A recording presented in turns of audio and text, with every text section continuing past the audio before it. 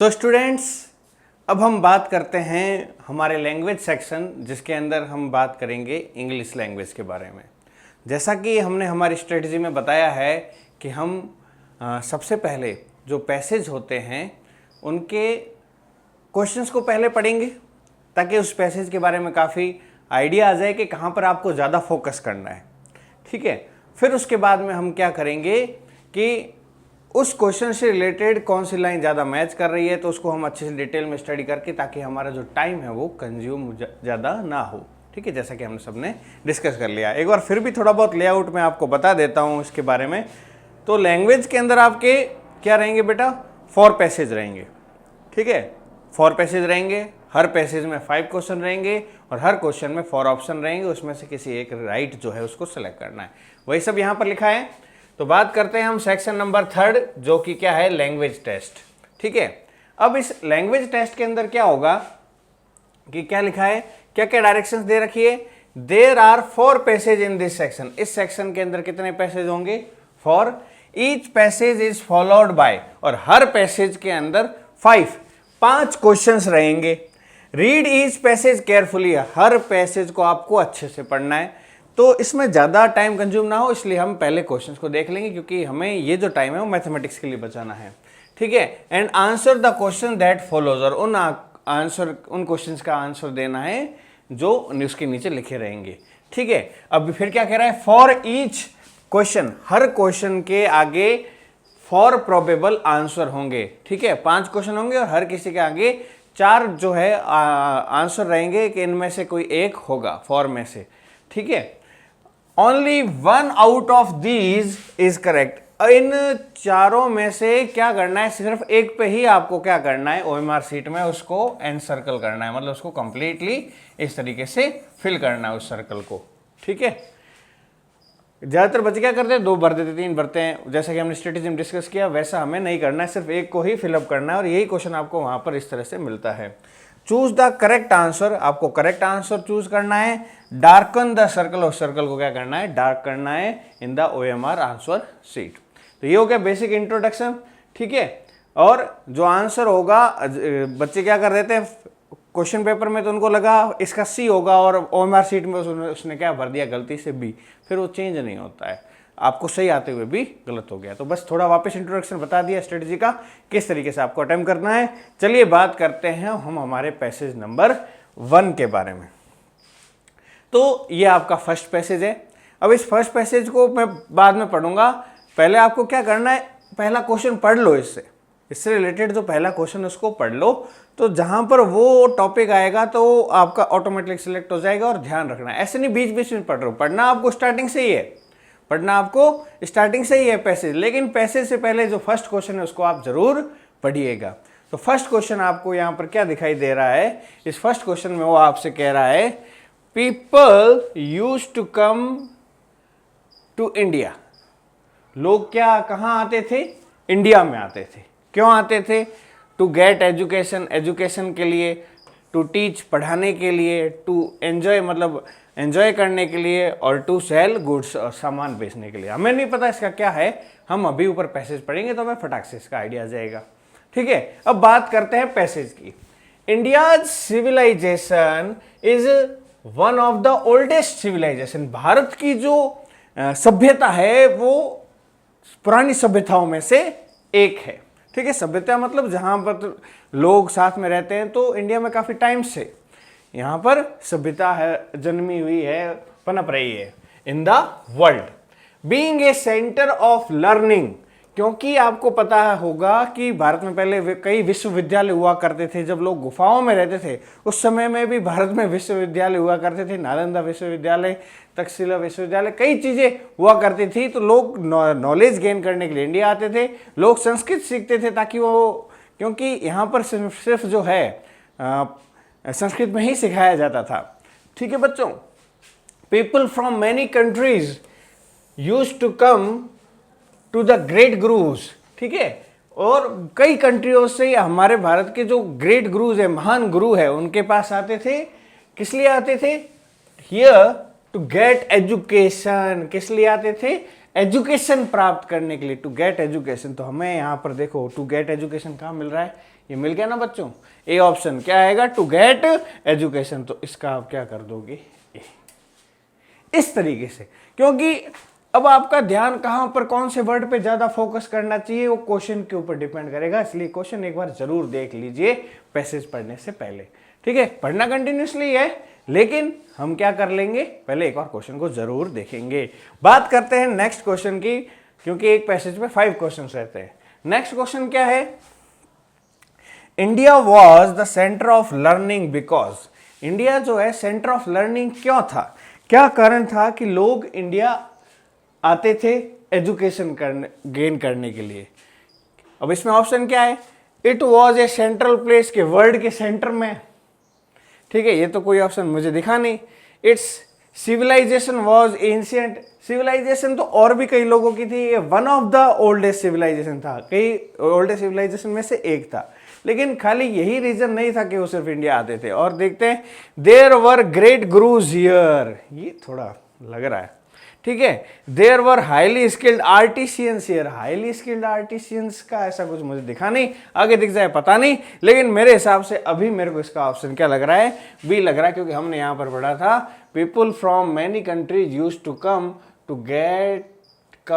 To the great gurus of here, यहाँ के great gurus के लिए आते थे, यहाँ के गुरु जो है बहुत महान हुआ करते थे, तो उनसे नॉलेज गेन करने के लिए वो इंडिया आते थे। तो इसका आंसर हमारे क्या हो जाएगा, सी हो जाएगा, there were great gurus here. Okay, बात करते हैं थर्ड क्वेश्चन की। तो समझ रहे हो ना क्वेश्चन किस तरह से हेल्प करते हैं आपको पैसे में जल्दी आंसर ढूंढने में। India was also the centre of, India और किस चीज का सेंटर था, ठीक है। क्या क्या ऑप्शन है इसके अंदर, पहला ऑप्शन आपको दिखाई दे रहा होगा आर्ट्स एंड कल्चर, क्या है, arts and culture, arts and culture. Second है ट्रेड एंड कॉमर्स, ठीक है, लेन देन और व्यवसाय करने के लिए। Science and technology, science and technology के लिए, और म्यूजिक एंड डांस, ठीक है। अब इसको देखते हैं, आगे बढ़ते हैं, एजुकेशन तक हमने पढ़ लिया। इन दोज डेज, उस समय, India was also the centre of trade and commerce, India और किस चीज का सेंटर था, ट्रेड और commerce. India was also the centre of trade and commerce, बहुत ही सिंपल, सामने फटाक से आ गया, ये हो गया ट्रेड एंड कॉमर्स। तो क्वेश्चन पता पढ़ लिया तो हमें पैसेज में फटाक से आंसर मिल जाएगा। चलते हैं नेक्स्ट क्वेश्चन की तरफ। चलिए, नेक्स्ट क्वेश्चन जो है वो कह रहा है, traders used to come to India, traders ज्यादातर इंडिया आते थे, टू बाय गुड्स, ठीक है। अब एजुकेशन लेने के लिए भी आते थे, और कुछ गुड्स मतलब सामान खरीदने के लिए भी आते थे।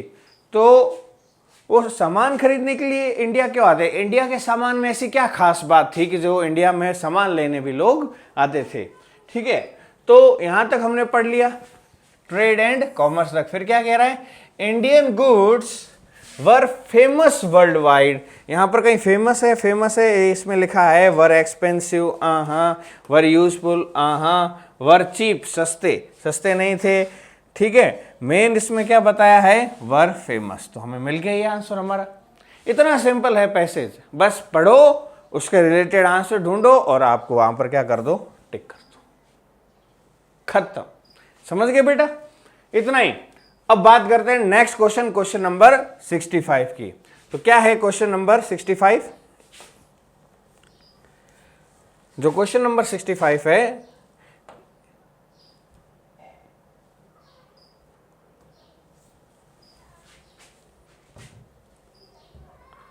उस क्वेश्चन नंबर 65 में ये कह रहा है कि which titles are most appropriate for this passage, ये जो पैसेज आपको दे रखा है इसके लिए सबसे मोस्ट अप्रोप्रिएट टाइटल, शीर्षक क्या हो सकता है, क्या हम हेडिंग दे सकते हैं इस पूरे टाइटल के लिए। तो क्वेश्चन पढ़ते हैं, इसमें कह रहा है इंडिया विच वॉज ग्रेट, ये टाइटल देना चाहते हो। दूसरा है was the centre of learning, India was the centre of learning, खाली मतलब टाइटल वो होता है जो पूरे पैसेज को कवर करे, ना कि किसी एक टॉपिक को, ये आपको ध्यान रखना है। जो टाइटल होगा ना वो उस पूरी थीम को कवर करेगा, ठीक है। फिर क्या कह रहा है, trade and commerce in India, जब इसकी बात करते हैं तो एजुकेशन जो टॉपिक है जिसके बारे में हमने बात की थी वो पीछे रह जाता है, ठीक है, तो एजुकेशन वाला कंसेप्ट पीछे रह जाता है। ठीक है, इंडिया विच वॉज ग्रेट, ठीक है, लेकिन मेन जो चीज है यहाँ पर क्या होते थे, लोग बाहर से आते थे। और लोग बाहर से क्यों आते थे? एजुकेशन के लिए, ट्रेड के लिए, गुड्स के लिए। तो मेरे हिसाब से यहाँ पर मेरे को ये जो डी है, फॉरेन ट्रेवलर्स अराइविंग इंडिया, ठीक है, ये मेरे को बेस्ट टाइटल लगता है, तो इसका मैं आंसर ये करूंगा। और हमें वही टाइटल सेलेक्ट करना है जो पूरे पैसेज के लिए अप्रोप्रिएट हो। तो ये था एक पैसेज, इतना। इस तरह से 3 और पैसेज होते हैं और हर पैसेज में 5 क्वेश्चंस रहेंगे और उनको हम अटेम्प्ट करेंगे। चलिए चलते हैं नेक्स्ट पैसेज की तरफ। और जो हमारा नेक्स्ट पैसेज है उसके अंदर जाने से पहले क्यों ना हम एक क्वेश्चन पढ़ लें, ठीक है। क्रो, क्रो बोल दे, जिसको हिंदी में हम क्या बोलते हैं, कौआ भी बोलते हैं ना, क्रो या कौआ। वॉज क्लेवर, वो क्लेवर था। पोलाइट था, मतलब हम्बल था, सबसे विनम्रता थी। एरोगेंट था, या फिर जेलस था, एक दूसरे से किसी दूसरे से जलता था, ठीक है। अब हमें कहानी के बारे में भी कुछ नहीं पता है, जो पैसेज है उसको हम पढ़ेंगे, फिर उसके बाद में जहां कहीं हमें इससे रिलेटेड आंसर मिलेगा उसके बारे में हम बात करेंगे, ठीक है बच्चों। तो अब देखो ये पैसेज क्या है, पैसेज में कह रहा है पीपल प्रेज स्वैन। देखो इन्वर्टेड कॉमाज में है, इन्वर्टेड कॉमाज का मतलब क्या होता है, ये किसी के शब्द सीधे ले लिए गए हैं। कोई अगर कह रहा है, जैसे मैंने कहा वी आर बेस्ट, मैंने कह दिया वी आर बेस्ट, ठीक है। अब कोई दूसरा अगर हमारे बारे में बोलना चाहेगा तो क्या बोलेगा, दे आर बेस्ट। लेकिन we are best that is said by Puran Singh sir. तो इसमें क्या है कि वी आर बेस्ट जो है ना, सीधा उसका वर्ड जो है एज इट इज हमें किसी को एक्सप्लेन करना होता है तो इन्वर्टेड कॉमाज में लिया जाता है। तो यहां पर हम इन्वर्टेड कॉमा ले रहे हैं, ठीक है। यहां पर इन्वर्टेड कॉमा, ये क्या हो रहा है, खत्म। मतलब यहां से यहां तक किसी एक पर्सन की या किसी भी जो लिविंग बीइंग, उसकी जो बात है वो एज इट इज यहां पर रख दी गई है। तो क्या बात है, वो जो बंदा है या जो कुछ भी है, उस क्या कह रहा है, पीपल प्रेज स्वैन। लोग जो है किसकी तारीफ करते हैं, स्वैन। स्वैन मतलब जिसको हम क्या कहते हैं, हंस, ठीक है, swan. So people praise swan and call me black, ठीक है। हंस की तो तारीफ करते हैं और मुझे क्या कहते हैं, काला कहते हैं। कौन होगा ये क्रो के बारे में बात कर रहा होगा, क्रो खुद कह रहा होगा, क्योंकि स्वैन तो व्हाइट होता है। तो कौआ क्या सोच रहा है कि हंस की तो लोग तारीफ करते हैं क्योंकि वो सफेद कलर का होता है और मैं काला हूं, ठीक है, एंड मुझे काला कहते हैं। बल्कि I can fly faster than A swan, बल्कि मैं क्या कर सकता हूं, स्वैन से फास्टर क्या कर सकता हूं, फ्लाई मतलब उससे ज्यादा तेज उड़ सकता हूं, मुझमें ये क्वालिटी है। तो फिर वो सोचता है वाई नॉट फाइट हिम, क्यों ना मैं उसके साथ एक फाइट रखूं, एक युद्ध रखूं, टू फ्लाई, ठीक है। किस चीज का युद्ध रखेंगे कि हम दोनों साथ में उड़ेंगे और एक रेस लगाएंगे उड़ने वाली, ठीक है, एंड बीट हिम, और मैं उसको क्या कर दूं, हरा दूं, क्योंकि हंस धीरे धीरे चलता है और मैं उससे थोड़ा फास्ट उड़ता हूं, तो क्यों ना मैं उसको हरा दूं। फिर क्या होगा, then people will praise me, तब लोग मेरी तारीफ करेंगे, एंड डिसरेस्पेक्ट हिम, और जो स्वैन है या फिर जो हंस है उसकी क्या करेंगे, डिसरेस्पेक्ट करेंगे, ठीक है, ऐसा सोच रहा है। तो इन बातों से हमें क्या लग रहा है, क्या है क्रो, जेलस है, पोलाइट है, क्लेवर है। तो इन बातों से हमें लग रहा है कि वो स्वैन से जेलस है। क्या है वो, जेलस है, मतलब उससे ईर्ष्या हो रही है कि उसके बारे में क्या हो रहा है। कभी कभी जो आंसर होता है ना बेटा, सीधा जेलस का ही लिखा हुआ आपको नहीं मिलेगा, लेकिन आपको उसकी भावनाओं को समझकर, उसकी बात को समझकर हमें आंसर देना पड़ेगा, है ना। अब जैसे कि मान लो मैं बोल रहा हूं, लेकिन मैंने यह कहीं नहीं कहा कि मैं हंस रहा हूं, लेकिन आपको उसकी एक्सप्रेशन से, उसकी बातों से पता लग जाएगा कि वो हैप्पी है, सैड है, या फिर किस तरह से उसका नेचर है, ठीक है। अब देखो, तो इसका आंसर क्या आ जाएगा हमारे पास, जेलस। नेक्स्ट चलते हैं अगले क्वेश्चन की तरफ, क्वेश्चन नंबर 67। फिर क्या है, हंस, या फिर हम क्या कह सकते हैं, स्वैन। हंस या फिर स्वैन वेलकम, स्वैन ने क्या किया, वेलकम किया किसका, क्रो के प्रपोजल का। Accept the offer of crow, ठीक है, सिर्फ एक्सेप्ट कर दिया। Finally accept the crow's proposal, last में जाकर मान ही लिया, उसने बहुत ज्यादा जिद की होगी, या तो made fun of crow's proposal, और क्रो ने जो उसके सामने अपनी बात रखी, या फिर उसका मजाक उड़ाया। तो ये कब पता चलेगा? जब हम पैसेज पढ़ेंगे। ठीक है, तो बस खाली एक बार रीड करना होता है, जिससे कि आपको आंसर को जल्दी से ग्रैब करने में आसानी रहती है, ग्रैस्प करने में आसानी रहती है। फिर क्या होता है, ये जब सोचता है कि मैं उसको हरा दूंगा, ठीक है, ऐसा सोचकर वो क्या कह रहा है, थिंकिंग द क्रो, ये सब सोच के क्या कर दिया उसने, क्रो ने क्या कर दिया बेटा, crow challenged swan to fly together, उसने स्वेन को चैलेंज कर दिया कि चल हम दोनों साथ में उड़ेंगे। कहां तक उड़ेंगे? टू एन आइलैंड, एक आइलैंड पे जाएंगे। आइलैंड में बेटा एस जो है ना साइलेंट होता है, ठीक है। टू एन आइलैंड, एक ऐसे टापू पर जाएंगे इन द मिडल ऑफ सी, और वो टापू होगा, जैसे मान लो यहां से रेस स्टार्ट कर रहे हैं, ठीक है, यहां से दोनों स्टार्ट कर रहे हैं, ये आपका जो है क्या है, टापू है। तो यहां पर ये क्रो है और ये स्वेन है। अब दोनों को कहां जाना है? इस आइलैंड पे जाना है। तो यहां से हम रेस करेंगे और उस आइलैंड तक जो पहले जाएगा, ठीक है, तो वो क्या हो जाएगा, विनर हो जाएगा। ठीक है, island in the middle of the sea, वहां तक हम क्या लगाएंगे, रेस लगाएंगे। The swan was not ready, swan ने कहा ना भाई, अपने को रेस नहीं लगानी है, मुझे कोई लेना देना नहीं है। ठीक है, the swan was not ready, इससे हमें आंसर मिलेगा। ठीक है, रेडी नहीं था तो वेलकम तो किया नहीं उसके प्रपोजल को। ठीक है, फन भी नहीं बनाया उसने। ठीक है, अब इन दोनों में से सीधा एक्सेप्टेड कर लिया, फिर फाइनली मानना पड़ा। देखते हैं, तो उसने स्वेन ने कहा the Sven was not ready, नहीं था, लेकिन कौवे ने हार नहीं मानी, but the crow didn't give up, तो बार बार उसको मनाया।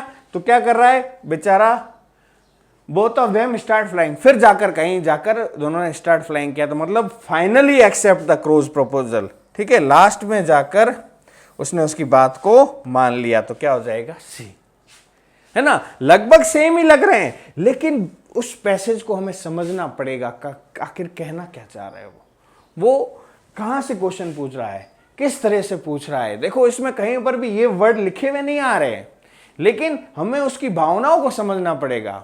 आपने देखा होगा ना भाई, अच्छा का अलग अलग मतलब होता है। अच्छा, अच्छा, तो हर चीज का मतलब उसका जो क्या उसके पीछे भावनाएं हैं, उन भावनाओं को समझना है और उससे रिलेटेड हमें क्या देना है, आंसर देना है। चलिए, तो चारों पैसेज है, चारों पैसेज अलग अलग तरह से होंगे, तो हर पैसेज को हमें अच्छे से ग्रेस्प करना है। और पैसेज में अगर आपके मार्क्स अगर कट रहे हैं, तो फिर आपका पीछे रहने के चांसेस ज्यादा हो जाते हैं। इनको तो छोड़ना है ही नहीं, इनको तो फोड़ना है, क्योंकि इनको फोड़े बगैर फिर आपके जो मेरिट में आने की चांस है वो क्या हो जाते, कम। तो इनको अच्छे से करना। Both of them started flying, दोनों ने फ्लाई करना स्टार्ट किया। अब जैसे ही फ्लाइंग स्टार्ट हुई, initially the crow kept flying at very high speed, तो कौवा बड़ी फास्ट स्पीड से, मतलब यूं जा रहा है इधर से। ठीक है, क्रो जो है बहुत ही फास्ट स्पीड जा रहा है। अब बहुत फास्ट स्पीड से जाने पर क्या हुआ, the crow quickly got tired, वो बहुत ज्यादा तेज उड़ा। हंस बेचारा धीरे धीरे आ रहा है यहां से। ठीक है, ज्यादा अच्छी ड्राइंग तो नहीं है, पर ठीक है, आप समझ जाओगे। तो ये बेचारा धीरे धीरे धीरे आ रहा है, और कौवा जो है वो बहुत ही फास्ट जा रहा है। अब क्या हुआ, कौवा जो है, द क्रो गॉट टायर्ड, कौवा जो है वो थक गया। तो अब रास्ता तो उसका बहुत बड़ा था, तो क्या हुआ, वो नीचे गिरने लगा थकान के मारे। तो जो पीछे पीछे धीरे धीरे आ रहा था, ठीक है, फिर क्या हुआ, स्टार्ट फॉलिंग डाउन, नीचे धीरे धीरे गिरने लगा वो, क्योंकि वो थक गया। स्टार्टिंग में ही सारा जोर लगा दिया उसने। हंस या फिर स्वेन, हंस या फिर स्वेन, स्वेन ने क्या किया, swan felt pity on her, swan को उसके ऊपर दया आ गई। ठीक है, he put the crow on the wings, ठीक है, उसने कौवे को कहां रखा, अपने विंग्स के ऊपर रखा। And safely reach the island, और उसको बचाकर, जान बचाकर कहां पर पहुंच गए, आइलैंड पे पहुंच गए। ठीक है, तो यहां पर कहानी को थोड़ा और ज्यादा इंटरेस्टिंग था, इसलिए मैंने पूरा यहां पर एक्सप्लेन कर दिया। ठीक है, फिर पूरा पढ़ ही लेते हैं। The crow was ashamed of his action, उसे अपने किए पर पछतावा हुआ, उसे अपने बात पे शर्म आई। तो अगले क्वेश्चन पे चलते हैं, जो क्वेश्चन नंबर 68 है। द क्रो एडवाइज हंस दैट, द क्रो ने जो हंस है या फिर जो स्वेन है उससे क्या एडवाइस किया, हमें एक दूसरे की हेल्प करनी चाहिए। शुड फाइट अगेंस्ट फ्लाइंग, हमें एक दूसरे के साथ फ्लाइंग की फाइट करनी चाहिए। Should travel to the bilateral together, साथ साथ चलना चाहिए हमें। या फिर must go for a walk, चलो टहल के आते हैं। तो हमें पता है उसने क्या किया था, हमें एक दूसरे से फाइट करना चाहिए फ्लाइंग के लिए, ऐसा उसने उसको प्रपोजल रखा था। बड़ा ही सिंपल क्वेश्चन है, जब हमने पैसेज को अच्छे से पढ़ लिया है, समझ लिया है। ठीक है, छोड़ना नहीं है, पैसेज को अच्छे से पढ़ना है। कोई एक वर्ड मान लो बीच में आपको समझ नहीं आ रहा है तो कोई दिक्कत नहीं है, जैसे ये नहीं है तो आपको क्या करना है कि भाई आगे वाला पढ़ना है, पीछे वाला पढ़ना है, तो उससे है ना उस चीज का बीच वाले का आइडिया लगभग लग जाता है। हर किसी को परफेक्ट या कंप्लीट इंग्लिश हर वर्ड मीनिंग का नहीं पता होता है, लेकिन आइडिया जरूर हमें लग जाता है कि वो किस से रिलेटेड बात कर रहा है। चलिए, तो ये हो गया क्वेश्चन नंबर 68। नेक्स्ट बात करते हैं हम क्वेश्चन नंबर 69 की तरफ। ठीक है, अब ये कह रहा है क्रो वांटेड टू डिफीट हंस या फिर स्वैन। क्रो जो है वो स्वैन को क्यों डिफीट करना चाहता था, क्यों उसको हराना चाहता था, क्यों उसको पछाड़ना चाहता था। पहला ऑप्शन है ही विल गेट प्राइज, उसकी प्रशंसा होगी। ठीक है, क्रो की बात कर रहे हैं। ठीक है, इसके लिए ये वर्ड आया है। हंस विल गेट प्रेज, इससे हंस की या फिर स्वैन की जो है वो प्रशंसा होगी। ठीक है, ये दूसरा ऑप्शन डाला है इसने, बड़ा ही सिंपल, ये तो बिल्कुल ही नहीं लग रहा। Swan will be called black, इस कारण स्वैन काला कहलाएगा, नहीं, वो तो व्हाइट का व्हाइट ही रहेगा। हंस हैज पिटी ऑन हिम, ठीक है, क्योंकि क्रो वांटेड टू डिफीट। अब क्रो हंस को क्यों उसको चैलेंज कर रहा है, क्यों उसको डिफीट करना चाहता है। पीटी तो उसने बाद में किया, तो उस पर दया तो उसको बाद में आई, तो ये वाला ऑप्शन भी गलत है। तो राइट क्या हो जाएगा कि हमने स्टार्टिंग में पढ़ा था he will get praise, he will get praise, उसको उसके ऊपर क्या मिलेगी, शाबाशी मिलेगी, लोग उसकी वाह वाही करेंगे। तो इसका ऑप्शन हो जाएगा ए। नेक्स्ट बात करते हैं अगले क्वेश्चन के।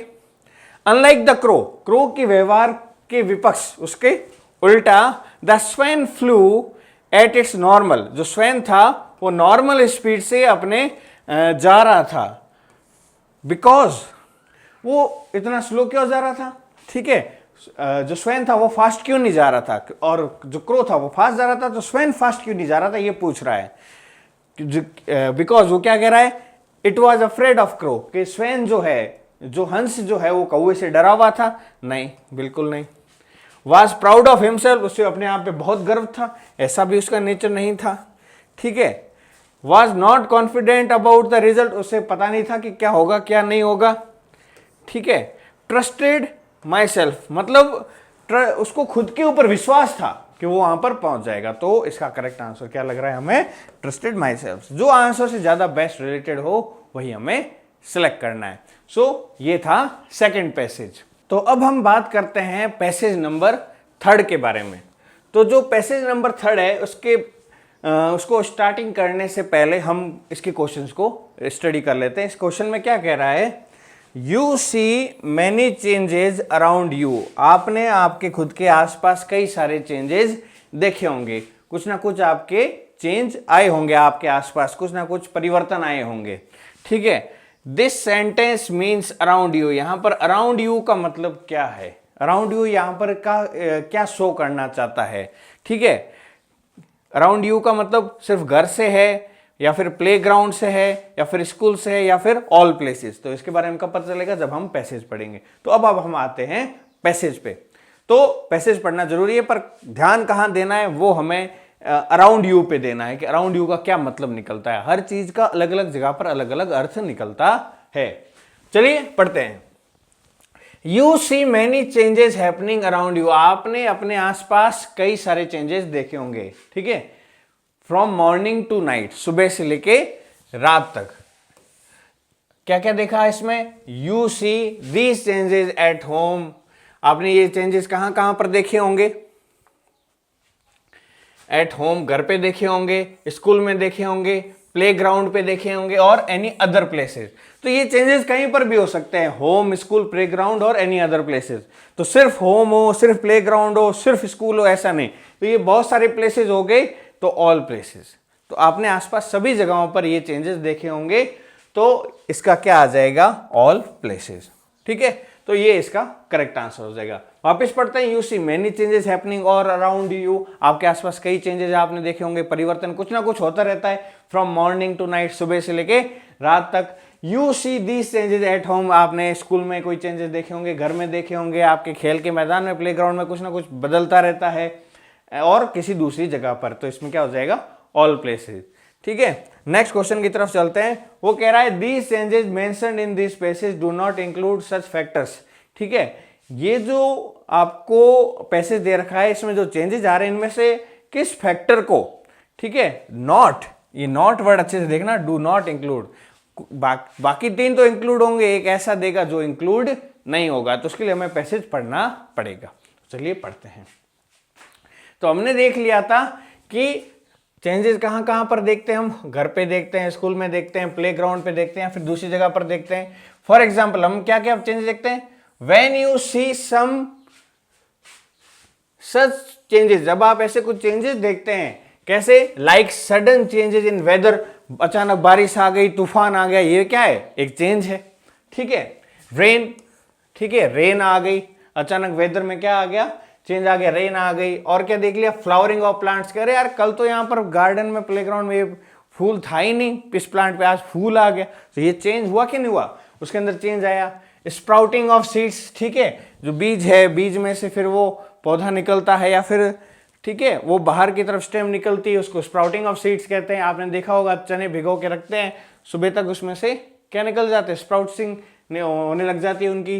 राइपनिंग ऑफ फ्रूट्स, फ्रूट जो है वो पकने लग जाते हैं, कह रहे यार ये तो पक गया, ये तो अच्छा है, ये वाला मैं खाऊंगा। ठीक है, ड्राइंग ऑफ क्लोथ्स, कपड़े सुखाते हैं वो सूख जाते हैं, पहले गीले होते हैं, तो ये भी क्या है, चेंज है। ठीक है, change in day and night, day और नाइट में क्या क्या चेंजेस आते हैं, पहले सुबह थी फिर रात हो गई, तो चेंज तो आया ना हमारे आसपास ऑल राउंड।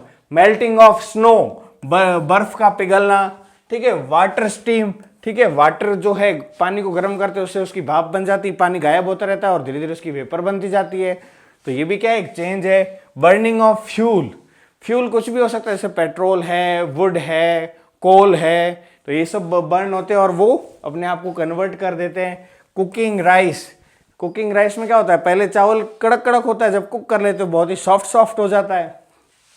ठीक है, चपाती बनना, ठीक है, और मेकिंग कर्ड फ्रॉम मिल्क, ठीक है, मिल्क था, मिल्क का टेस्ट अलग होता है, फिर उससे कर्ड बनाते हैं, उसका टेस्ट अलग होता है, तो ये भी एक चेंज है। रस्टिंग ऑफ आयरन, ठीक है, रस्टिंग ऑफ आयरन मतलब आयरन के ऊपर जंग लग जाना। ठीक है, बर्निंग ऑफ फायरवर्क्स, ये सारी चीजें साइंस के चैप्टर में से ली गई है, जिसके अंदर मान लो वो केमिकल चेंजेस के बारे में बात कर रहा है।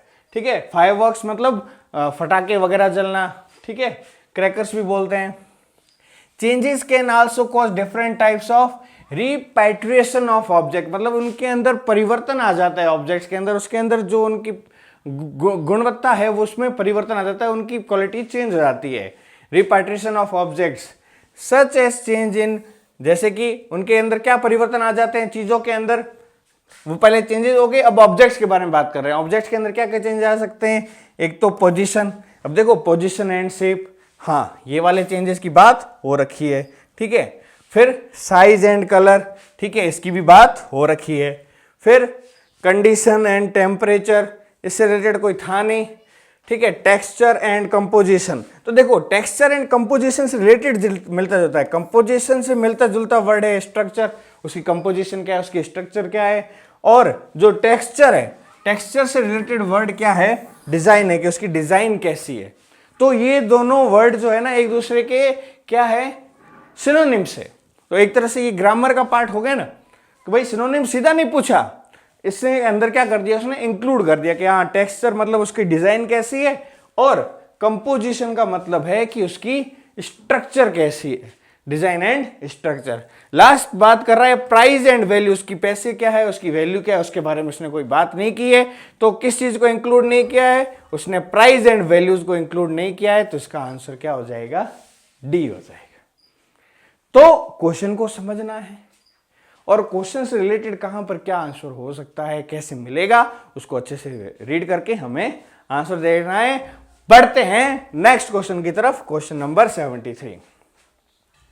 Changes is not possible, changes कब पॉसिबल नहीं होते हैं। ठीक है, तो उसके लिए हम आगे पढ़ना पड़ेगा।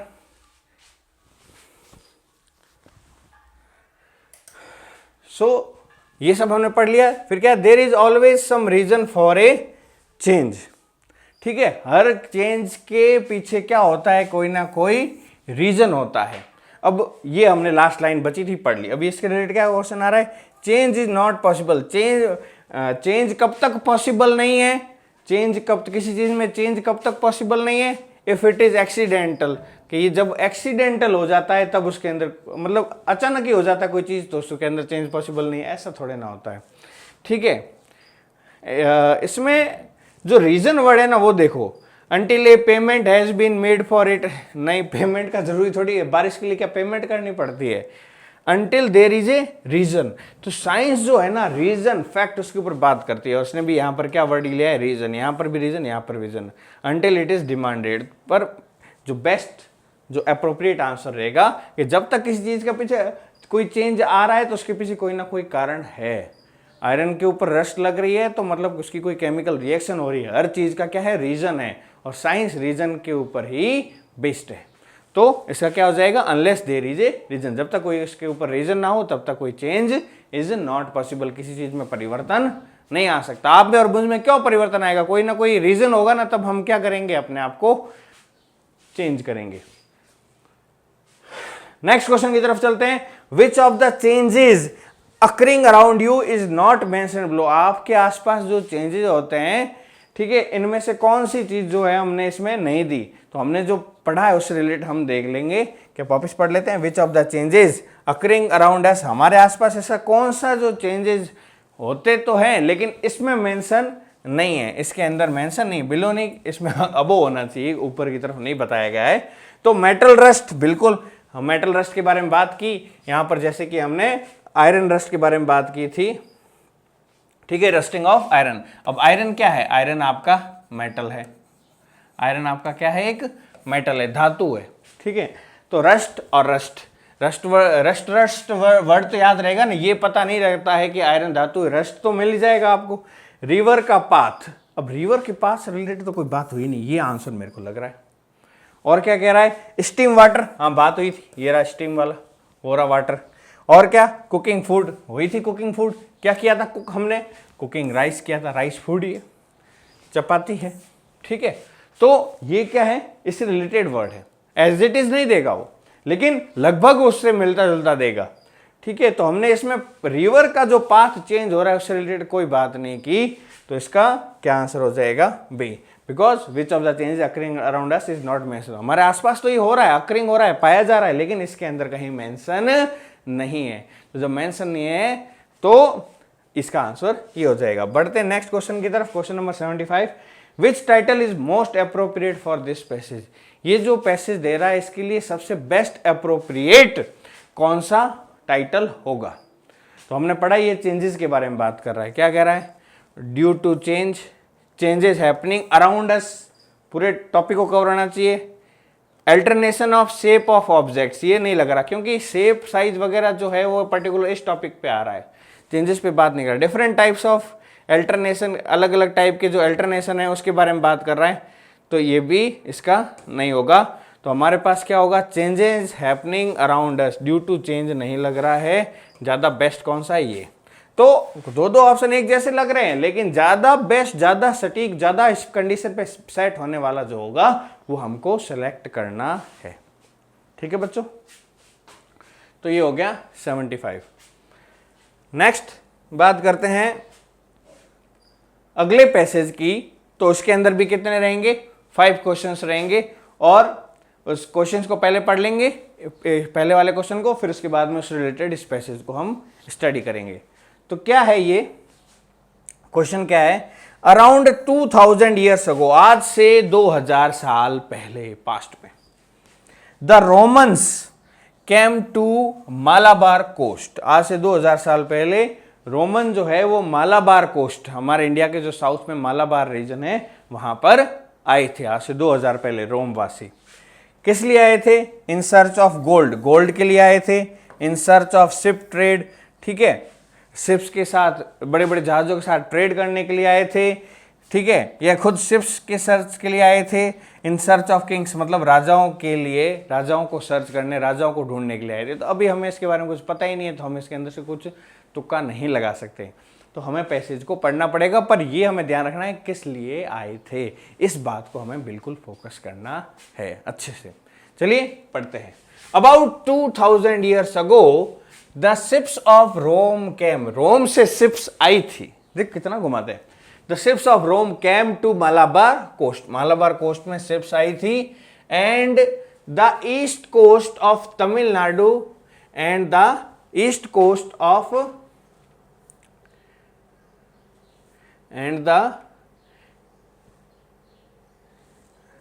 सॉरी ये पीछे रह गया। हाँ, तो किस लिए आए थे? And the east coast of Tamil Nadu in search of trade, किसके लिए आए थे? ट्रेड के लिए आए थे, व्यवसाय करने के लिए आए थे। ठीक है, तो इन सर्च ऑफ ट्रेड, वो ट्रेड करने के लिए आए थे। These days all the territories of Mediterranean Sea were under the authority of Rome Empire। ठीक है, तो हमें ये ट्रेड के बारे में पता लग गया कि वो क्यों आए थे।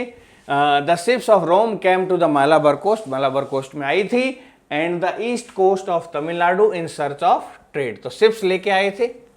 ठीक है, उसके बाद में वो किस लिए आए थे? ट्रेड करने के लिए, इन search of trade, ships trade, ships के साथ में मतलब सामान ले जाना करना है ना, शिप्स लेके आए थे।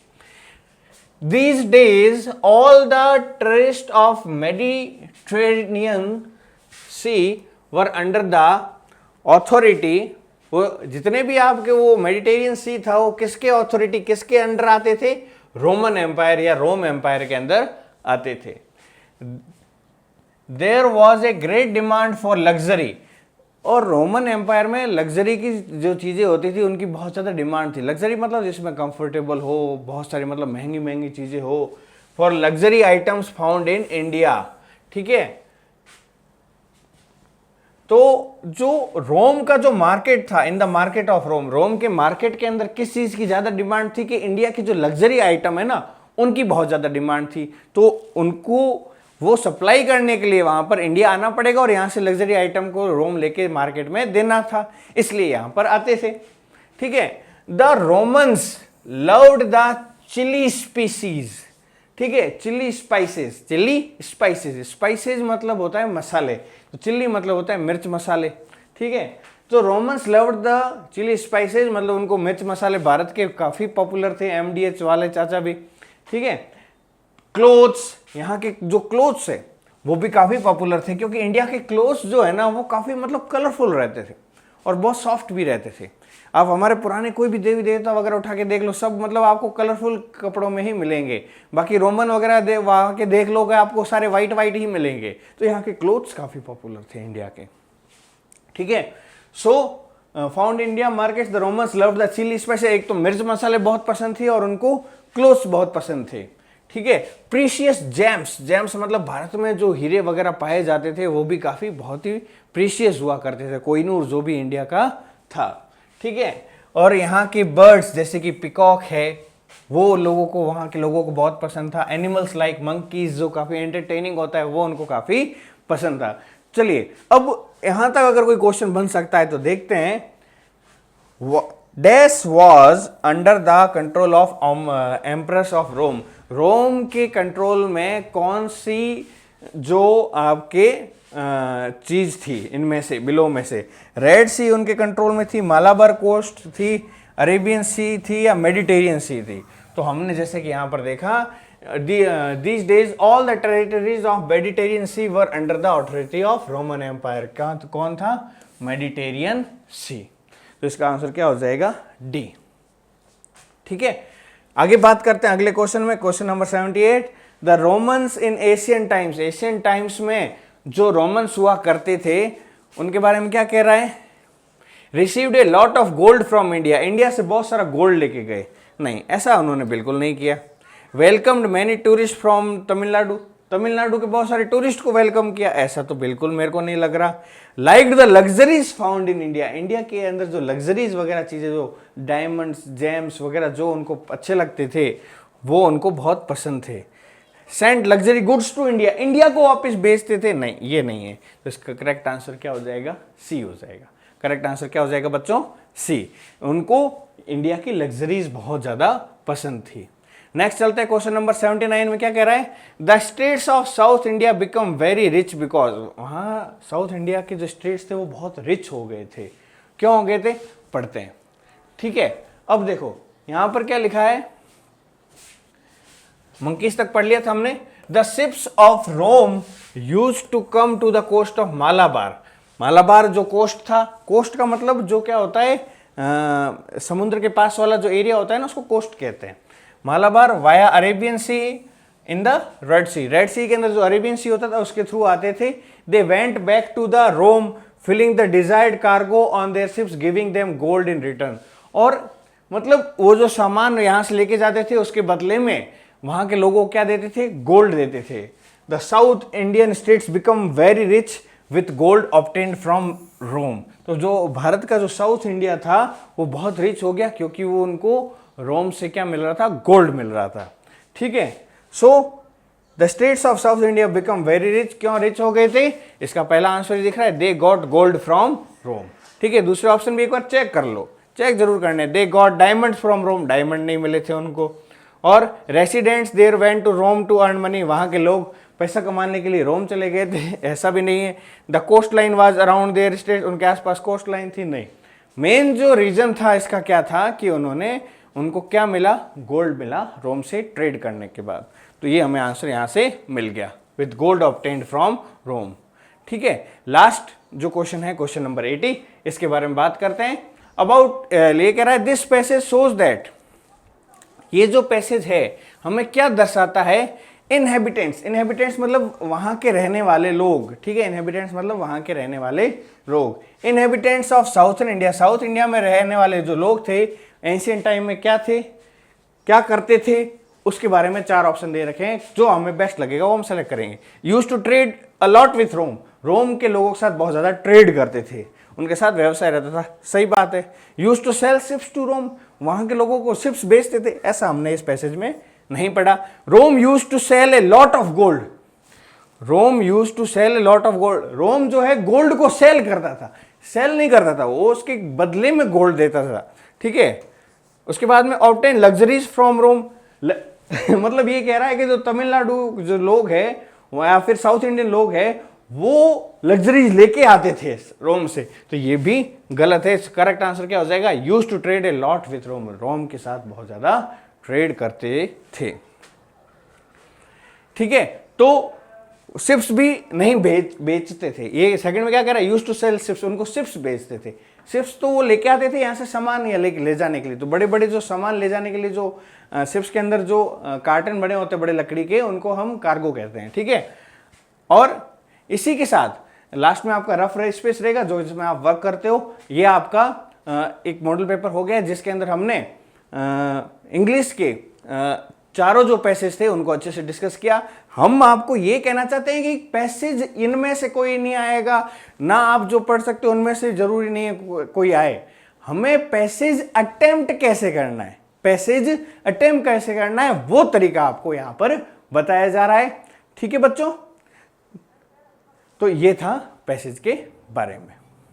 घिरे हुए अंधियारे को अब हम दूर भगाएंगे, घिरे हुए अंधियारे को अब हम दूर भगाएंगे, ज्ञान की ज्योति जलाएंगे, हम ज्ञान की ज्योति जलाएंगे।